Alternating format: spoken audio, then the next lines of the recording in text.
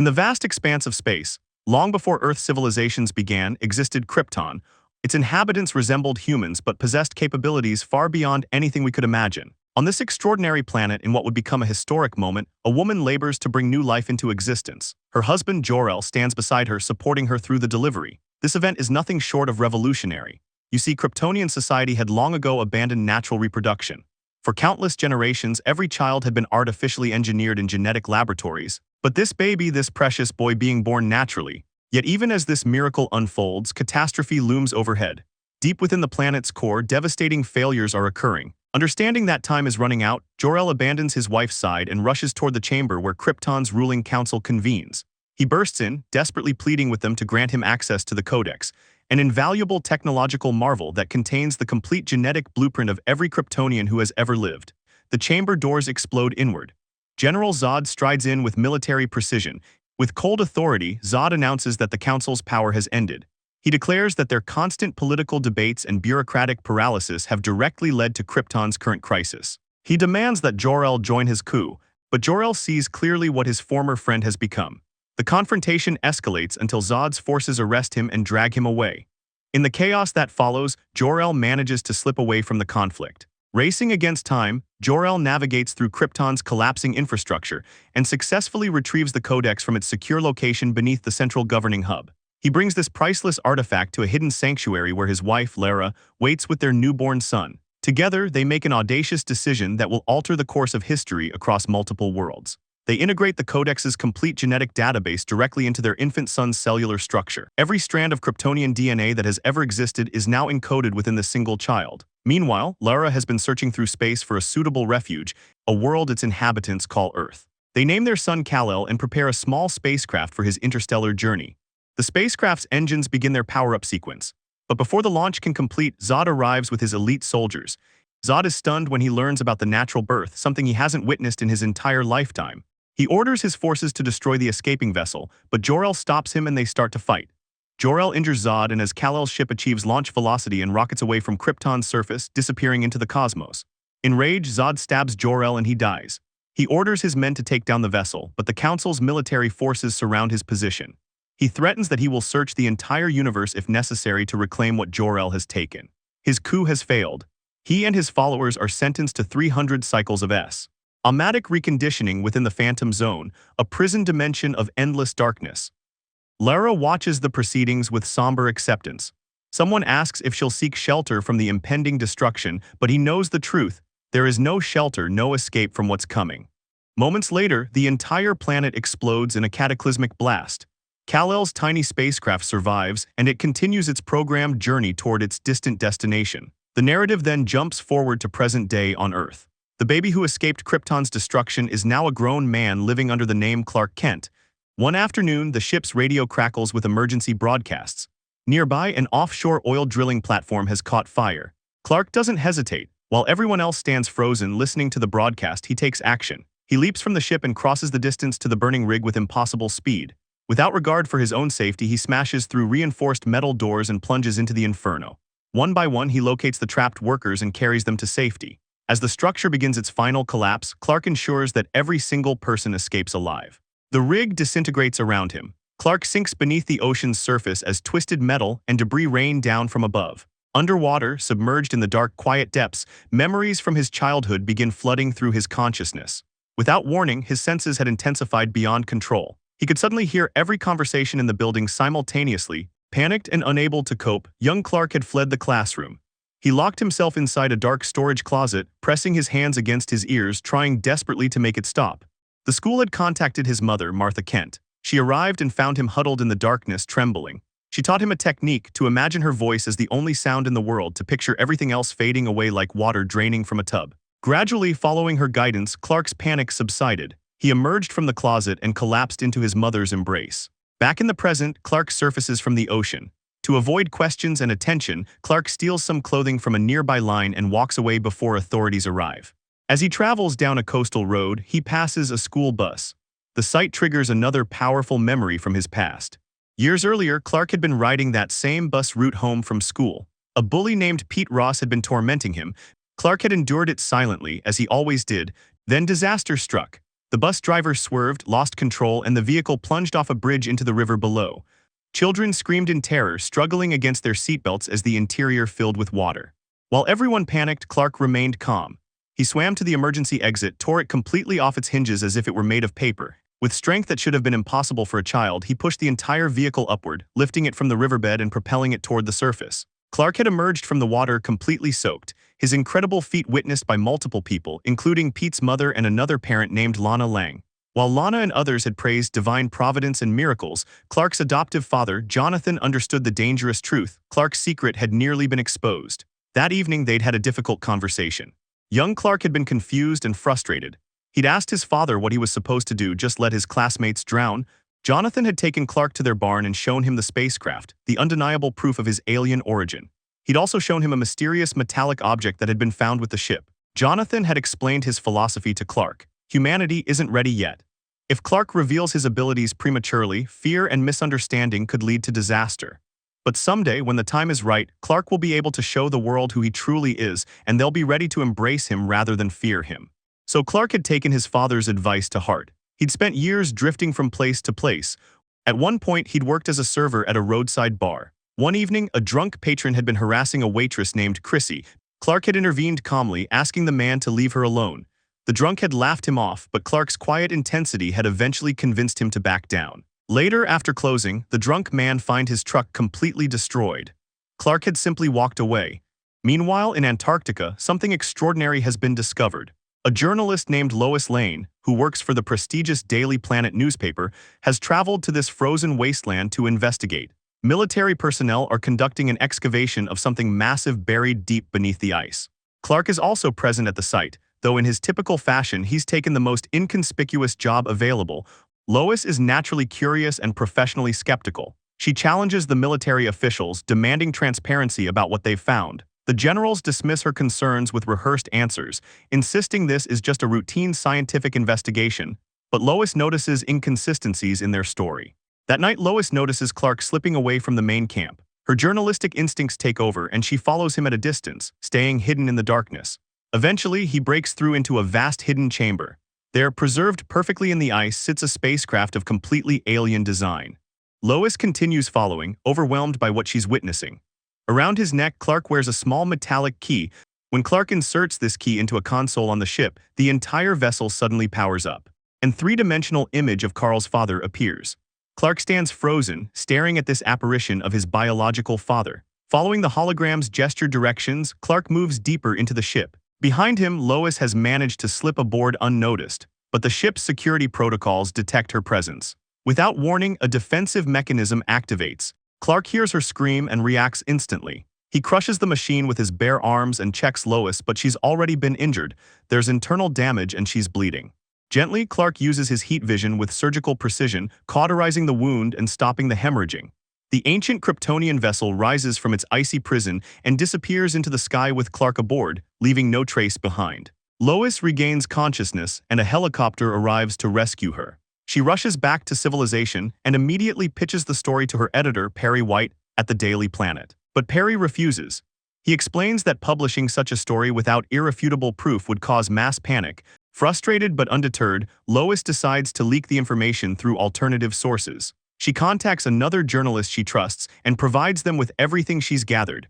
Meanwhile, aboard the Kryptonian ship, Clark stands before the holographic Jor-El and asks the question that has haunted him his entire life. Who am I really? The AI responds with wonder, expressing how remarkable it is to see Jor-El's infant son now standing fully grown before him.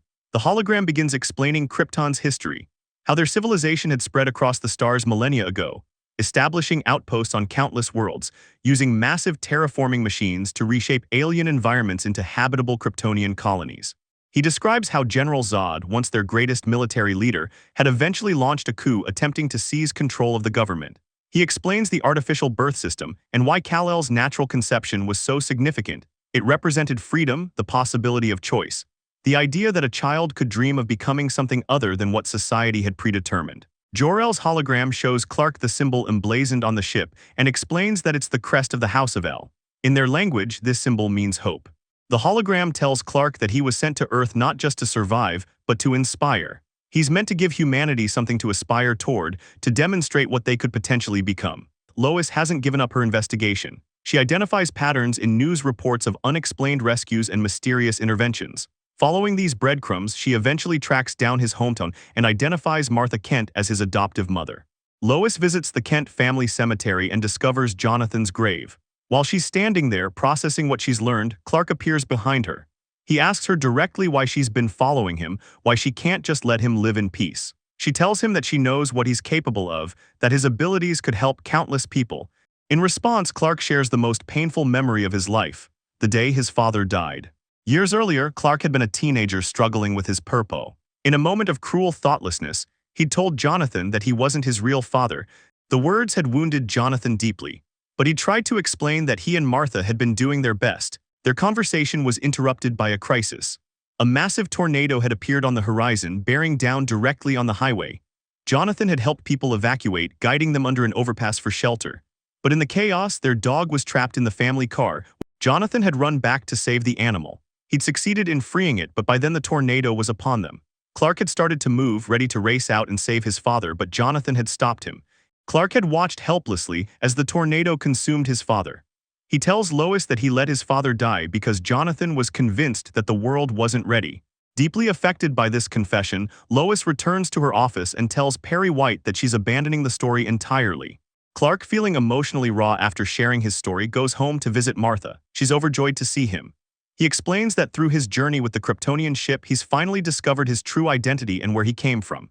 Martha feels both pride and fear, pride in the man he's become, but fear that now that he knows the truth, he might leave Earth behind entirely. But Clark embraces his mother and reassures her that Earth is his home. He's not going anywhere. Military installations around the world simultaneously detect unusual activity. Satellite systems pick up massive objects approaching Earth from deep space. Before anyone can formulate a response, every power grid on the planet suddenly fails. Communication networks collapse. A transmission broadcasts in every human language simultaneously. A deep, commanding voice delivers a chilling ultimatum. Someone named Kal-El has been hiding among humanity. Unless he surrenders himself within 24 hours, Earth will face unimaginable consequences. Citizens demand answers about who Kal-El is and why an alien force is threatening their planet because of him. The journalist Lois had shared her research with Seize an Opportunity and broadcast everything Lois discovered. Within hours, FBI agents and military personnel surround Lois's home and take her into custody for questioning. Clark finds himself at a crossroads. He speaks with a priest, wrestling with the impossible decision before him. If he surrenders, there's no guarantee that Zod will keep his word and spare Earth, but if he doesn't, innocent people will certainly suffer. The priest tells him that sometimes faith requires taking a leap. You trust first, and understanding comes after. Clark makes his decision. He walks into a military installation voluntarily, allowing them to place him in handcuffs.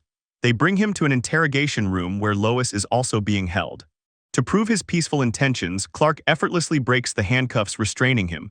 He addresses the military personnel calmly, explaining that he's lived on Earth for 33 years without harming anyone. The military escorts Superman and Lois to the designated meeting coordinates. A massive Kryptonian warship descends from the clouds. Two soldiers emerge, fierce warriors in advanced armor. They demand that both Superman and Lois Lane be handed over immediately. The military attempts to intervene, but Lois steps forward voluntarily, not. Lois is given a breathing apparatus since the ship's environment would be toxic to humans. Superman, however, begins to weaken almost immediately. General Zod appears, looking down at Superman with a mixture of contempt and pity. He explains how Earth's environment has made him soft, vulnerable. Then Zod reveals his true plan. He intends to use massive terraforming machines called world engines to transform Earth's entire ecosystem into a perfect replica of Krypton. Humanity will be exterminated in the process, but a new Kryptonian civilization will rise from the ashes. Zod demands to know the location of the Codex. Superman realizes the horrifying truth. The genetic information stored in his own cells is what Zod needs to resurrect the Kryptonian race. While Superman remains weakened, Lois is locked in a separate chamber. She remembers the command key Clark gave her before they boarded the ship. Desperately, she activates it. Instantly, Jor-El's AI manifests throughout the ship's systems. The holographic Jor-El alters the atmospheric composition.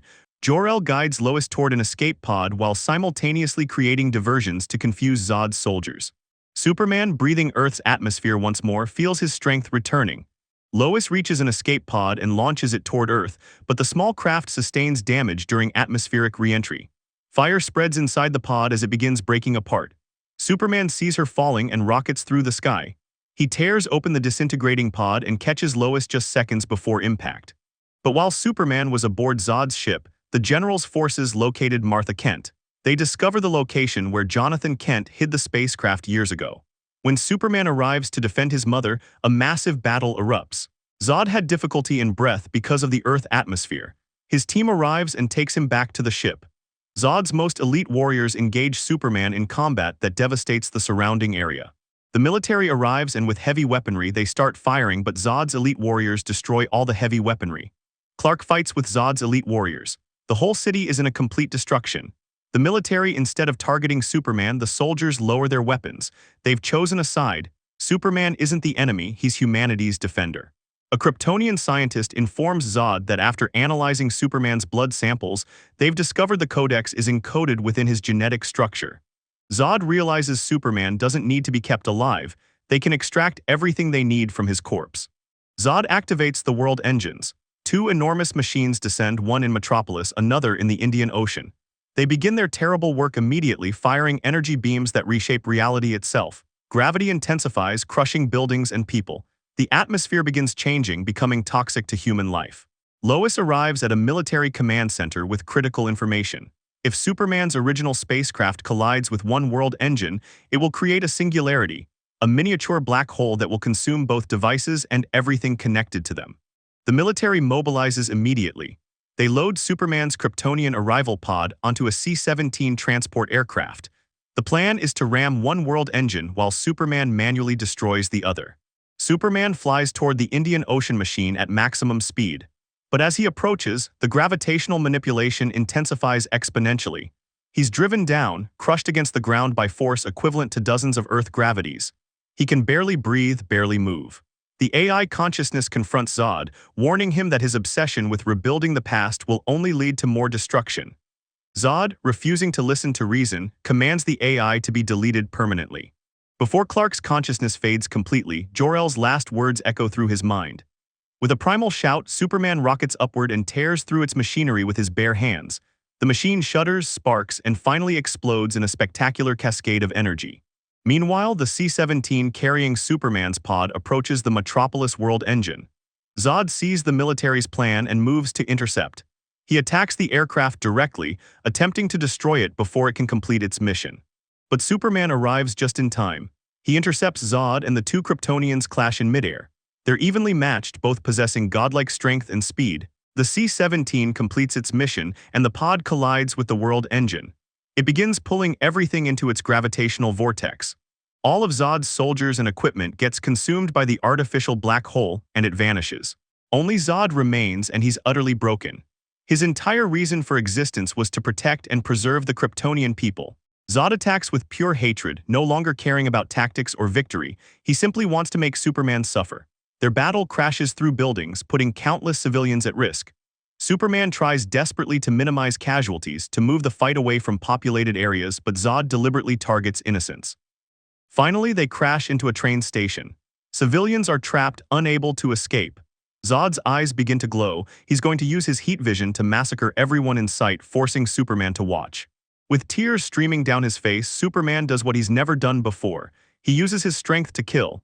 He snaps Zod's neck and the General's body falls lifeless to the ground. Superman collapses beside the corpse, overwhelmed by anguish.